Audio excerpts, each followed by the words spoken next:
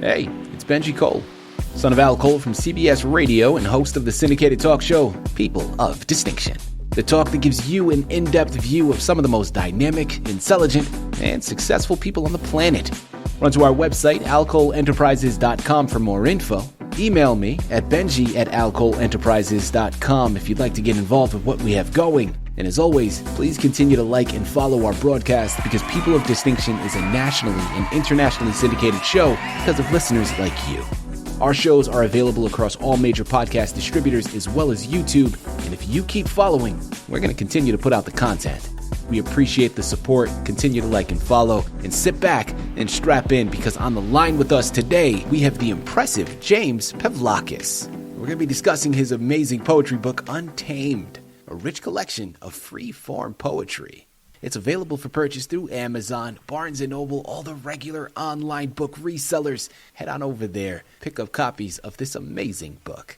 And before we go any further, I want to take this opportunity and point out the fact that Jim was brought to our network, People of Distinction, today by one of the best publishing firms in the business. People you already know, I'm talking about Author Reputation Press. So for my writers out there who have gone through their process and now you need help moving the masterpiece you just developed, contact ARP.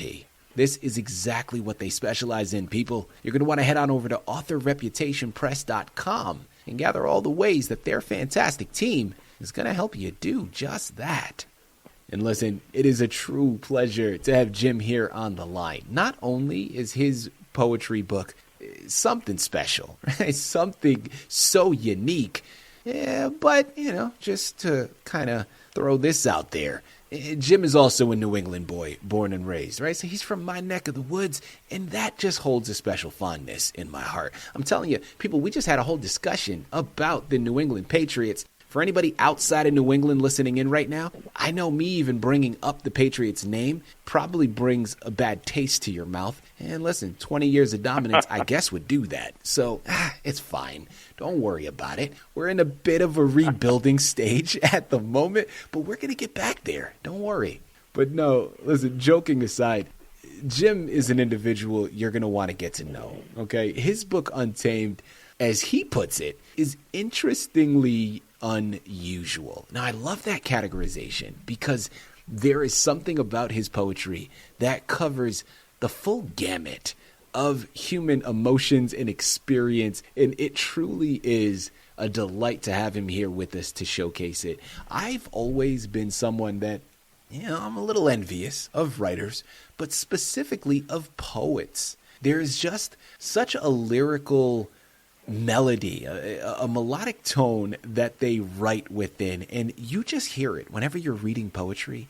There's a certain rhythm to it, and once you find it, man, it connects with you, and it just you relate to it in a different level, at least for me, right? You add a music tone, you have a melody to it, and it just seeps into your body, into your being.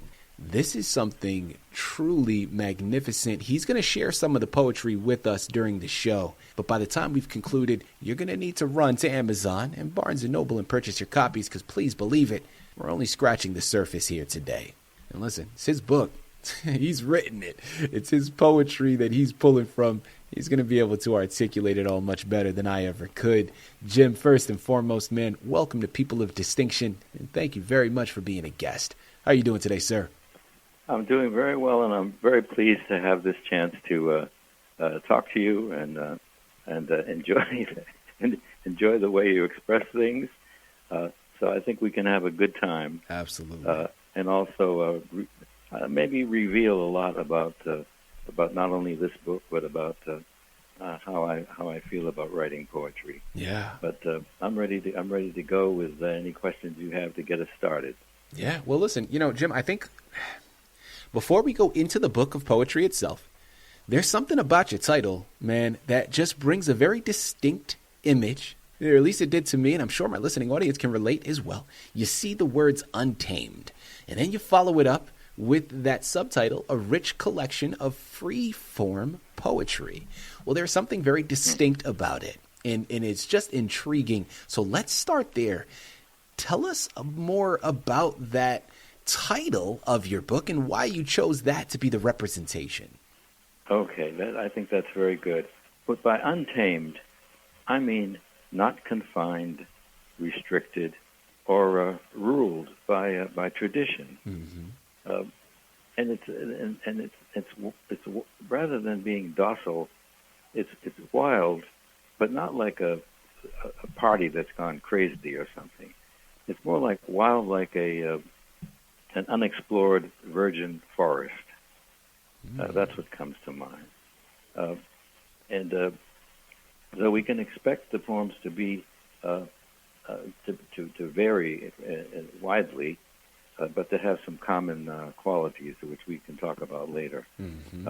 And as far as the free form is often thought of as a true synonym of free verse, but it's more than free verse.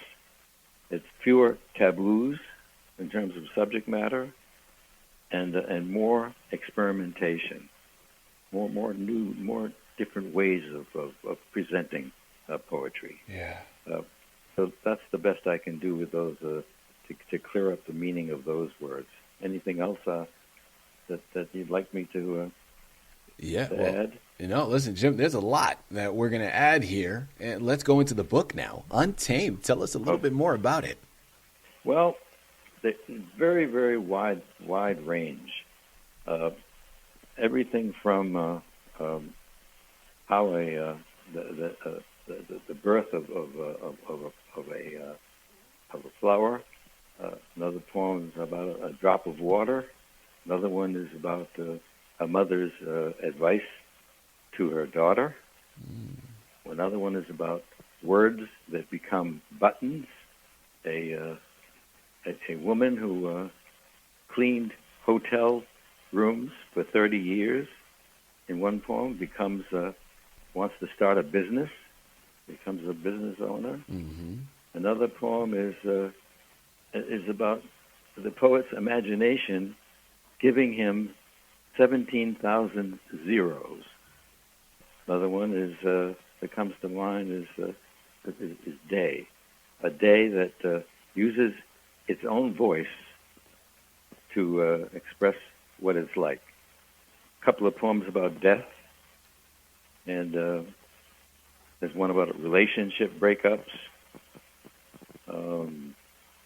Trying to think, and there's more of them. There's 31 poems altogether. Mm-hmm. Jim, I'm curious. Obviously, your description is very eclectic, and there are poems from all different sources. And I love the experimentation, of course, as you mentioned before. Well, let's start off at the ground floor from inspiration. First and foremost, not only what inspired you to write some of these poems, but who or what inspired you to become a poet? Well, the thing is, I started writing when I was about 7 years old. Mm-hmm. And it was a family of a lot of art going on, even though we never had any money, but there was a lot of art. Yeah. So just reading a lot. But I was interested in fiction for a long time, and only started writing a lot of poetry once I retired about 11 years ago. And I've written a lot. I have a file of unpublished poems that amounts to about 200 or 300. So the inspiration is it's how I get started with a poem is when I'm walking or exercising or doing something. If something strikes me, a word or two that seems to have some, like acting like a seed or something, a starter, mm-hmm. I'll write it down, and I have a large file that I keep all my notes with and stuff. So when I really want to concentrate on actually sitting down and writing and finishing something, I go through my notes until I find something that gets me started, that gets me into a groove. And then once I'm started, I just let the poem out as if it's telling me what to write. Right. People, I'm telling you, the book is called Untamed, a rich collection of free-form poetry. You're going to want to head on over to Amazon and Barnes & Noble to pick up your copies, because this is one that you need to add to your shelf. Jim, I've held off long enough, and I know my listening audience is going to get upset with me if we don't go into some of the poetry.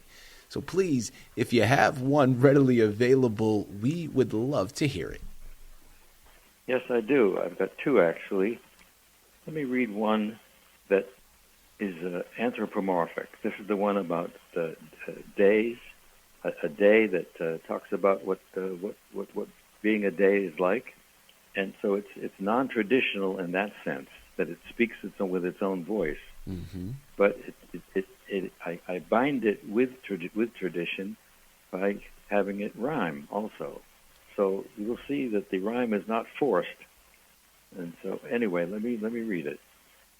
It's called Have a Good One. Hi, day's my name. Nice day, big day, like that. Sometimes it's lucky day. The best is beautiful day. People love having that to say. There's also complainers, sap drainers. It's getting late later. It's getting dark sooner. Grumble, grumble. Damn, it's raining. God, I'm freezing. Gripe, gripe. That type. Actually, I'm just a rotation, spun by gravitation, timed with your invention. Clocks, counting ticks and talks. Seconds, minutes, hours, while I turn seeds into flowers. Some great images in there, Jim. And I want to hear, because listen, first and foremost, when you mentioned this, I think the line was something like, some are drainers, which, the moment you said that, there was a few people that instantly came to mind that are drainers that way. But great images that you've comprised. And again, I think, and this is what I love about art, is everybody has their own interpretation and how specific pieces of art, in this form, poetry, in the written word, and how it can impact you and the visceral emotions that will come along with it, right? The images that'll come along with it. I want to hear it from you, Jim. What inspired that particular poem, and what does it mean to you in terms of how you interpret it? Well, first I need to say that on drainers, the first word of that line is sap drainers, and that's important. In other words, they complain and take the vibrancy out of life. Yeah. What I don't remember what particular because I write frequently. I don't remember exactly what inspired me about this. Nothing from real life. It's just I must have been thinking about. I have another poem about days as well. It's different. I can't tell you an exact time of when or how I felt about it, but often a lot of my poems come from just thinking about something, and then some minute aspect of what I'm thinking about unlocks the storage of where poems are kept. Something of that. Somewhere the capacity to write poetry becomes available to you if, in fact, you write a lot. Something like that. That's maybe a theory of mine. So, if anyone wants to write poetry, they should start writing and keep writing and practice. Yeah. Well, like so many things in life. Nothing to it but to do it. Sometimes you just got to put the pen to the page and get it going. But did when I read the poem, did you enjoy the poem when I read it? I did, yeah. Like I said, it had very distinct images and people that are brought up in my life. And that's why I was saying, I think poetry and just art in general, what I love about it, and of course I'm biased because I'm an artist myself, but I love the power of interpretation and how I view that poem and certain messages that I receive may be completely different from the next person. And I think that there's so much value in that. And it doesn't really matter that everyone has the same opinion. What matters is that the art itself is received. And it can elicit certain behaviors or thoughts. And I think that's really when you recognize the power of someone's art and artistry. So I loved it, Jim. Thank you very much. You know, a great segue that you've established, because you started to go into certain aspects of, you know, your writing process. Well, I want to go a little more in depth with that here, Jim. Talk to us more about your writing style and your approach. Well, at first I want to say say something about what you've mentioned about the different interpretations. Mm-hmm. That is one of the ways in which you can explain the difference between poetry and prose. You know, expository writing has a job to get done. You know, it's going to explain something. It has a topic sentence, and it goes right ahead like a column in a newspaper. But poetry can excite and inspire or create feelings very different in different people. You're absolutely correct. I feel that way. Now, my writing style, the first thing that people have to understand about me is I'm wide open. I'm wide open to experience. And that is in my real life as well. And I could tell you, it would take me days to tell you all the different things and places, things I've done and places I've been and where I've lived. Mm-hmm. So I'm wide open to anything, getting me turned on to a possibility of something to write about. But my overall approach is I don't write for myself completely. I write for myself in the sense of how I enjoy doing it. But I'm the sender, and there are receivers, and the receivers are readers. And my approach to writing is this: I want the poem to be interesting. By interesting, I mean is that it has some aspect about it that catches the attention of the reader from the very beginning, and gets them to want to know more. That they become caught up in it. Then I want the process of reading it from as the poem develops in the reader's mind to be enjoyable, to enjoy the music of alliteration and the cleverness of metaphors and the rhymes, particularly if the rhymes are not forced, they just fit right in. All of the elements, all of the poetic elements that are traditional, can be used to move your story along, what you want to say, and right. if it's compressed, if it's not wordy, if it's the simplicity creates how can I put it?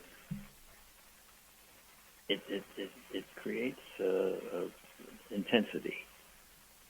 So as the intensity increases, and intensity is enjoyable because you're focused and you're intense. And then the last thing is satisfying. I see satisfaction as far as reading a poem is that you feel it's complete, that the poem, and I believe critics talk about this, that a piece of writing, and maybe perhaps all works of art, should have a destination, but particularly in literature. So in poetry, a good poetry poem for me is that it got your attention, you weren't disappointed, you enjoyed the language, and of course the use of the interesting use of language is the lifeblood of poetry. Yeah. And when you got to the end, it had a conclusion that was satisfying. So that's how I see it. Does that all make sense to you? Yeah, Jim, it makes perfect sense, man. And listen, I think there's such a connection that is being established, and this is going to lead into my next question as we start to close out.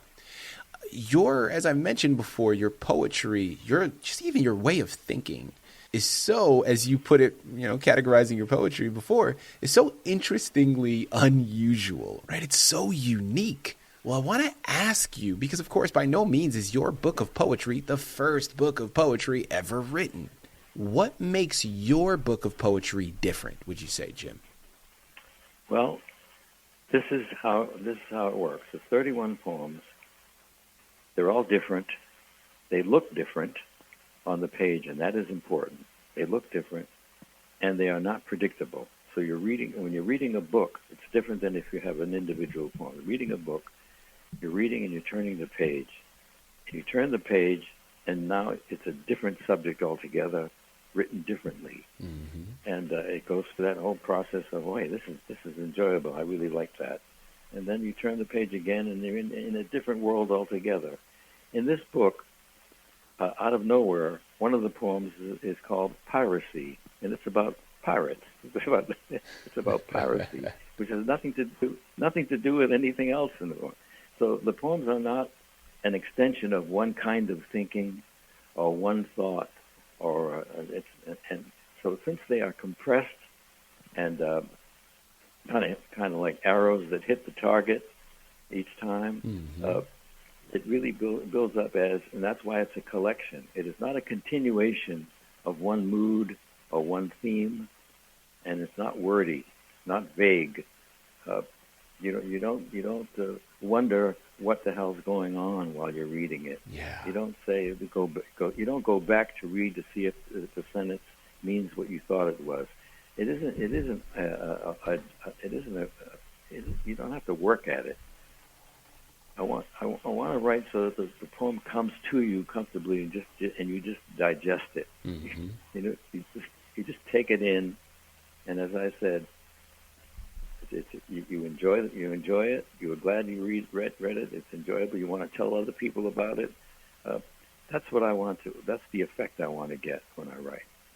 Well, listen, I could not think of a better way to close out of such an impactful interview here, Jim, than with another one of your poems. So please, myself, my listening audience, we are all ears, man. Take it away.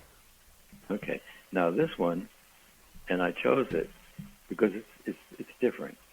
This is a minimalist poem, and it has originality, but at the same time, it's married to something traditional, which is rhyme. So here's how it goes. The title is No Way. That's W-A-Y, way. Down is deep. Up is steep. Feet need to know which way to go. Stared, scared, or dared. Fear says, here, stay, and backs away. Courage makes no sound and can't be found. Mm. These poems are refreshingly unique. Again, it's called Untamed. You got to head on over to Amazon, Barnes & Noble, and pick up your copies of this amazing book. While you're at it, get it as a gift to add to someone else's shelf, because Jim has done something special here and something you're going to want to take advantage of. Head on over there today, pick up your copies, and figure out why I say just that. Jim, this has been a true pleasure. Man, an absolute honor. Thank you once again for being a guest on People of Distinction. And thank you, Benji, very much. I couldn't ask for a better interviewer. My God, your approach is very refreshing.